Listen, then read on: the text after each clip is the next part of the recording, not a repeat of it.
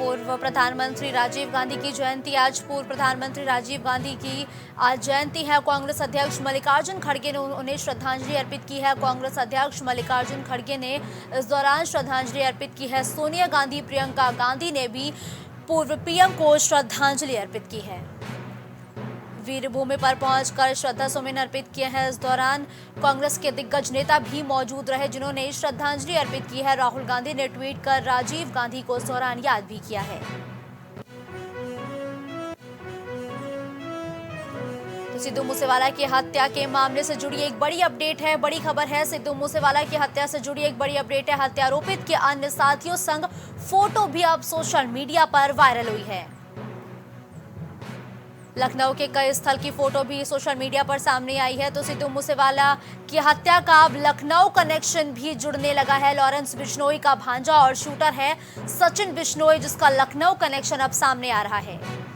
Police और खुफिया एजेंसियां मामले की जांच पड़ताल में जुट गई है और ये वीडियो सोशल मीडिया पर भी वायरल हुआ है।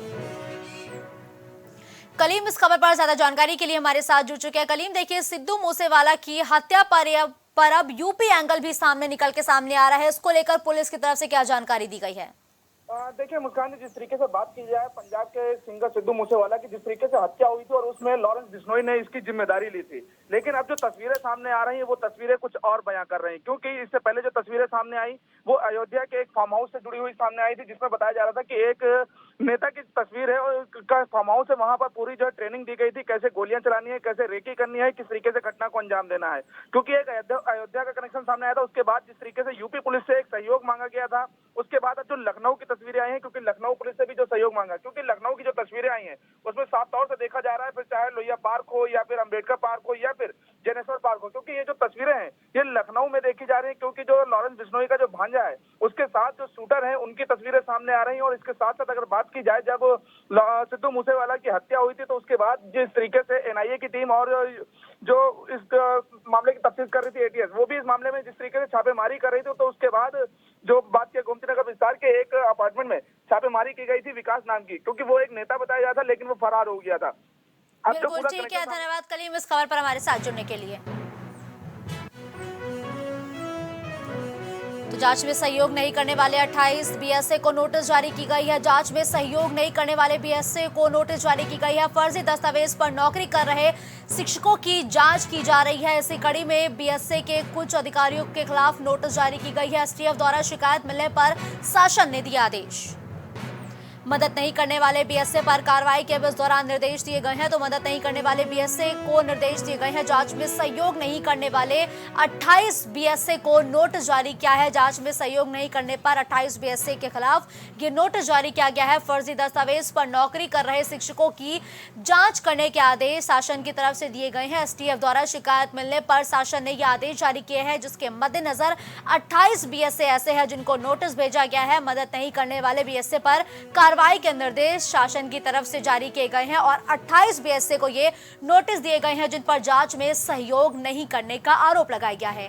वही फर्जी दस्तावेज पर नौकरी कर रहे शिक्षकों की जांच की जा रही है और इस दौरान 28 बीएसए ऐसे हैं जिन पर आरोप लगाया गया है कि उन्होंने जांच में सहयोग नहीं किया है। तो मदद नहीं करने वाले बीएसए पर कार्रवाई के निर्देश जारी किए गए हैं। साथ ही जांच में सहयोग नहीं करने वाले 28 बीएसए को नोटिस भेजा गया है।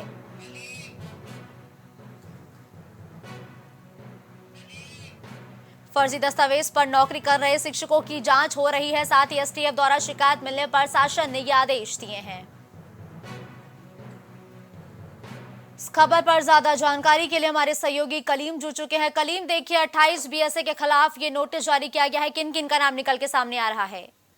देखिए मुस्कान जी, जिस तरीके से बात की जाए, क्योंकि शिक्षक भर्ती में कई ऐसे शिक्षक थे जिनके जो है दस्तावेज फर्जी तरीके से लगाए गए थे और वो नौकरी भी कर रहे थे। लेकिन इस मामले को लेकर के जो एसटीएफ को इस मामले की सूचना मिली थी, शिकायत मिली थी मेल के जरिए, तो एसटीएफ इस मामले में तफ्तीश कर रही थी और कई लोगों की गिरफ्तारी भी की थी, जिसमें यूपी के कई ऐसे जिले शामिल है। जिसके बाद जो है बीएसए को लगातार इसमें लेटर लिखा जा रहा था, जिसमें जो लेटर जहां पर लिखा जाता था उसके जो नाम आ रहे हैं गोरखपुर, देवरिया, कुशीनगर, महाराजगंज, मथुरा, बलिया, कबीर नगर, प्रतापगढ़, जौनपुर, सुल्तानपुर और बस्ती, हमीरपुर, उन्नाव, गोंडा, बलरामपुर समेत जो बात की जाए अलीगढ़ है, एटा है, प्रयागराज है, कौशाम्बी है, मुरादाबाद है, लखनऊ, रायबरेली, अंबेडकर नगर, सोनभद्र, ऐसे कई जिले हैं जहां पर जिस तरीके से जो शिक्षक की बात की जाए, जो फर्जी दस्तावेज के आधार पर नौकरी कर रहे थे, उसको लेकर के कार्रवाई की जा रही थी, लेकिन जो बीएसए को नोटिस भेजा जा रहा था उसमें सहयोग मांगा जा रहा था कि आखिर उनकी भर्ती कैसे हुई है, क्या कुछ इसमें जांच हुई है, लेकिन इस मामले में किसी तरह का सहयोग नहीं किया जा रहा। बिल्कुल ठीक है, धन्यवाद कलीम इस खबर पर हमारे साथ जुड़ने के लिए। तो यूपी एटीएस के निशाने पर नक्सलियों के मददगारों से जुड़ी एक बड़ी अपडेट है। यूपी एटीएस के निशाने पर नक्सलियों के मददगारों से जुड़ी बड़ी अपडेट है, जहां यूपी के 4 जिलों में पैर जमाने की कोशिश में थे नक्सली। 3 नक्सलियों को रिमांड पर लेकर एटीएस लगातार पूछताछ कर रही है। तो 3 नक्सलियों को रिमांड पर लेकर एटीएस की टीम लगातार पूछताछ कर रही है। नक्सलियों से मिली डायरी में कई अहम जानकारियां भी इस दौरान बरामद की गई हैं। मुठभेड़ में मारे गए कई अपराधियों के नाम भी डायरी में दर्ज है। मुठभेड़ में मारे गए कई ऐसे अपराधी हैं जिनका नाम इस डायरी में भी दर्ज है। बलिया, वाराणसी, आजमगढ़, चंदौली में एटीएस पूरी तरीके से सक्रिय नजर आई है। नक्सलियों के फरार नेताओं के बारे में भी कर रही पूछताछ। इस खबर पर ज्यादा जानकारी के लिए कलीम जुड़ चुके हैं। कलीम, यूपी एटीएस के निशाने पर नक्सलियों के जो मददगार हैं उनको गिरफ्तार करते हुए पूछताछ की जा रही है। पूछताछ में क्या बड़े अपडेट सामने आए हैं? देखिए मुस्कान जी, जिस तरीके से बात की जाए, जिस 15 अगस्त से पहले जो नक्सलियों के खिलाफ यूपी एटीएस ने एक अभियान चलाया था, जिसमें 2 दर्जन से अधिक लोगों की गिरफ्तारी भी हुई थी, लेकिन गिरफ्तारी के बाद जिस तरीके से 3 लोगों को जो रिमांड पर लिया गया था, जो मुख्य साजिशकर्ता बताया जाता है, जिनका नाम तारा देवी, लल्लू राम और राम मूरत है, यानी कि इन तीनों को जब रिमांड पर लिया गया तो रिमांड के दौरान जो इनके पास से चीजें मिली हैं, जो डायरी मिली है, और डायरी में जो नाम सामने आया है वो एक कुख्यात बदमाशों के नाम है, क्योंकि वो पुलिस मुठभेड़ में मारे भी जा चुके हैं, और इसके साथ साथ कुछ राजनेताओं के भी नाम सामने आए जो लगातार इनकी जो है पीठ पीछे से मदद कर रहे थे, यानी कि फ्रंट पे नहीं आ रहे थे और लगातार पीछे से उनका सहयोग कर रहे थे। लेकिन जो एक बड़ी साजिश ये लोग रच रहे थे, वो साजिश क्या है, इस मामले में अभी तक एटीएस ने कुछ खास जानकारी नहीं दी है, लेकिन ये जरूर कहा जा रहा है कि यूपी के कई ऐसे जिले हैं जहां पर ये पूरी तरीके से अपनी पैठ मजबूत कर रहे थे, जिसमें नाम बताए गए हैं। लेकिन देखिए कलीम, नक्सलियों का यूपी में आने का आखिर मकसद क्या था? क्या मकसद लेकर ये सभी नक्सली के मददगार यूपी में मौजूद थे? देखिए, जाहिर सी बात है, ये कह सकते हैं कि जिस तरीके से लगातार यूपी एटीएस की टीम इस मामले में कार्रवाई कर रही थी, क्योंकि एनआईए की टीम भी इस मामले में तफ्तीश कर रही थी, तो इसके साथ साथ जो बात की जाए फंडिंग को लेकर के, पीएफआई फंडिंग को लेकर के भी लगातार यूपी से कई ऐसे जिले हैं जहां से गिरफ्तारियां भी हुई। लगभग 50 से अधिक लोगों की गिरफ्तारियां भी हो चुकी है। तो कहीं ना कहीं ये कहा जा सकता है कि जो एक बड़ी साजिश रची जा रही थी देश विरोधी गतिविधियों को लेकर के, तो उसको लेकर के ये पूरा अभियान है। लेकिन अभी ये देखना ये होगा कि जिस तरीके से रिमांड पर लिया गया है, जो राजनेताओं के नाम और जो डायरी मिली है जिसमें मुठभेड़ में मारे गए जो अपराधी हैं, उनसे क्या कुछ कनेक्शन था, क्या कुछ एक बड़ा षड्यंत्र रचा जा रहा था, उसका खुलासा होना बाकी है। बिल्कुल ठीक है, धन्यवाद कलीम इस खबर पर हमारे साथ जुड़ने के लिए। तो किसान के घर से लाखों की चोरी की खबर है। खबर लखनऊ से है, जहां किसानों के घर पर लाखों की चोरी की खबर सामने आई है। वारदात को अंजाम देकर चोर मौके से फरार हो गए, जिसके बाद इस पूरे मामले का खुलासा हुआ है। घर में पड़े सामान को देखकर किसान ने इस पूरे मामले की जानकारी पुलिस को दी और वहीं मामले की जांच पड़ताल में पुलिस जुट चुकी है। मोहनलालगंज थाना क्षेत्र स्थित भवन खेड़ा गांव का ये पूरा मामला बताया गया, जहां एक किसान के घर से लाखों की चोरी की वारदात को अंजाम दिया गया है। वहीं इस पूरे मामले की जानकारी मिलते ही पुलिस मौके पर पहुंच गई है। मामले की जांच पड़ताल भी करती हुई नजर आ रही है। तो यूपी ने रचा नया इतिहास। यूपी ने एक नया इतिहास रचा है, बड़ी खबर है, जहां उत्तर प्रदेश ने एक नया इतिहास रचा। निवेश के मामले में यूपी बना अव्वल।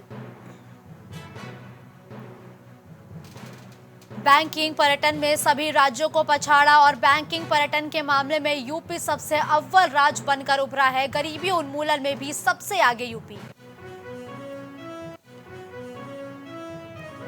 तो कुल्हाड़ी से हमला कर अधेड़ की हत्या की खबर उन्नाव से है, जहां कुल्हाड़ी से हमला करते हुए अधेड़ की हत्या की गई है। घर के बाहर हमला कर हत्या से हड़कंप मचा हुआ है।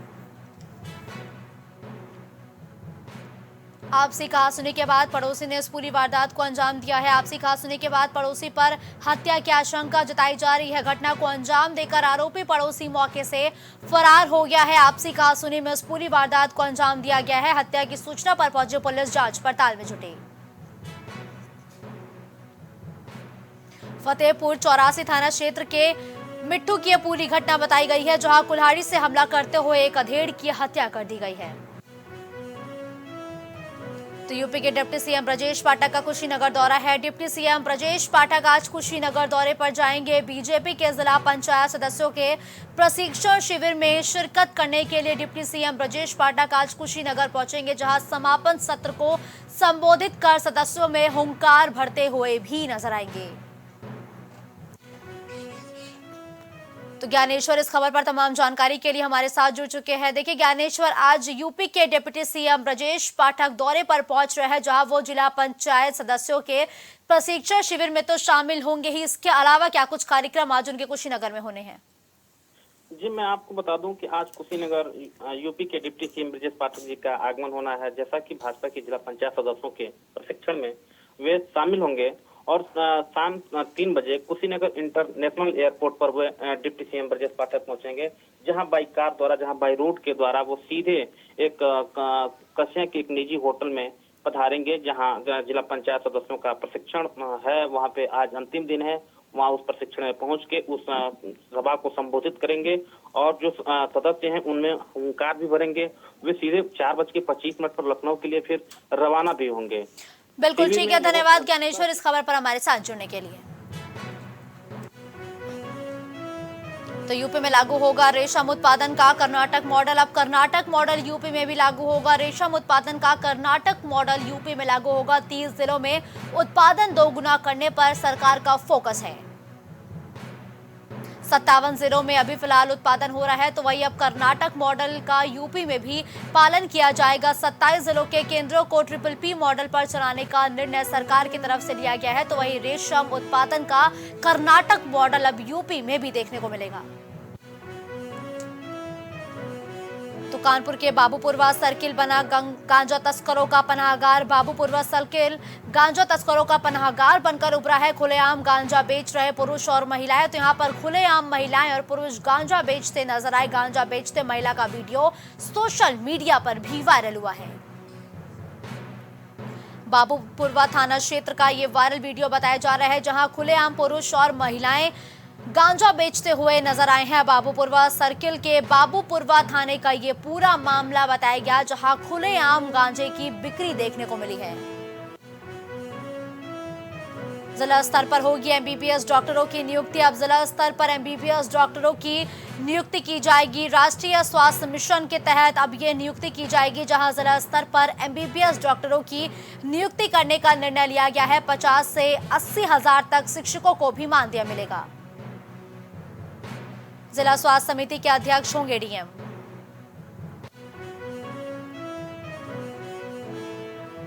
प्रतापगढ़ प्रयागराज अयोध्या राजमार्ग पर अनियंत्रित हुआ पिकअप। तो अनियंत्रित पिकअप की ये तस्वीरें सामने आई है, जहां नशे में धुत चालक ने कई लोगों को रौंदा है। नशे में धुत चालक ने कई लोगों को रौंद दिया है। बिजली के पोल से टकराया अनियंत्रित पिकअप। इस दौरान कई लोगों को भी रौंदा है।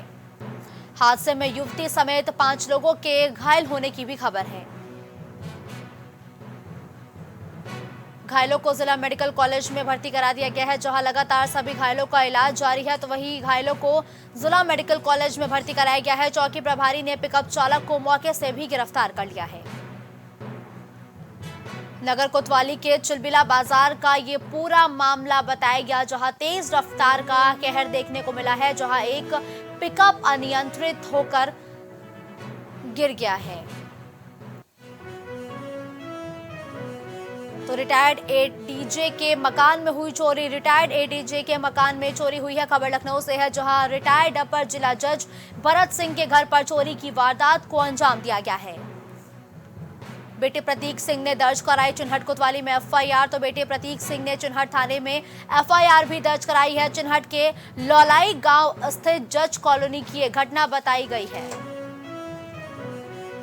तो रिटायर्ड ADJ के मकान में चोरी की वारदात सामने आई है।